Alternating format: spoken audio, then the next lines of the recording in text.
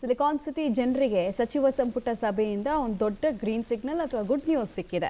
ನೀರಿನ ಅಭಾವವನ್ನು ಎದುರಿಸುವಂತಹ ಭೀತಿಯಲ್ಲಿದ್ದಂತಹ ಜನರಿಗೆ ಬೃಹತ್ ಯೋಜನೆ ಜಾರಿಗೊಳಿಸೋದ್ರ ಮೂಲಕ ಆ ಸಮಸ್ಯೆ ಈ ಸಲ ನಿಮಗಾಗಲ್ಲ ಅಂತ ಆಶ್ವಾಸನೆ ಕೊಡುವುದಕ್ಕೆ ಸಚಿವ ಸಂಪುಟ ಸಭೆ ಮುಂದಾದಂಗಿತ್ತು. ಹಾಗಾದ್ರೆ ಯಾವುದು ಆ ಯೋಜನೆ? ಬನ್ನಿ ಡೀಟೇಲ್ಸ್ ಇದೆ ನೋಡೋಣ.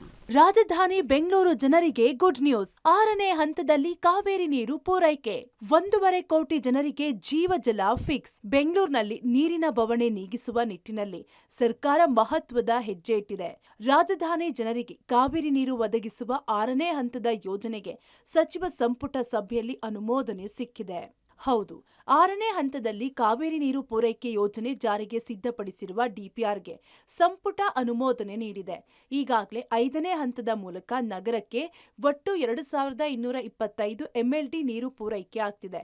ಇದರಿಂದ ಸುಮಾರು 1.50 ಕೋಟಿ ಜನರಿಗೆ ಕಾವೇರಿ ನೀರು ಸರಬರಾಜು ಆಗಲಿದೆ.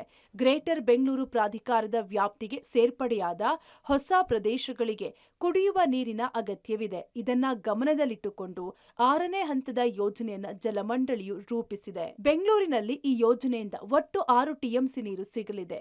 ಈ ಯೋಜನೆ ಅಂದಾಜು ವೆಚ್ಚ 6,939 ಕೋಟಿಯಾಗಿದ್ದು, ಯೋಜನಾ ವೆಚ್ಚ 5,177 ಕೋಟಿಯಾಗಿದೆ. ಕರ್ನಾಟಕ ಗ್ರಾಮೀಣ ಕುಡಿಯುವ ನೀರು ಮತ್ತು ನೈರ್ಮಲ್ಯ ಇಲಾಖೆಯ ಬೇಡಿಕೆಯಂತೆ ನೀರು ಹಂಚಿಕೆ ಮಾಡಲಾಗುತ್ತದೆ. 6ನೇ ಹಂತದಲ್ಲಿ ನೀರು ತರುವ ಪ್ರಕ್ರಿಯೆ ರೆಡಿಯಾಗಿದೆ. ಕೆಆರ್ಎಸ್ ಬಳಿ ಕಟ್ಟೇರಿ ಗ್ರಾಮದ ಸಮೀಪ ನೀರು ಸಂಸ್ಕರಣಾ ಘಟಕ ನಿರ್ಮಾಣ ಮಾಡಲಾಗುವುದು.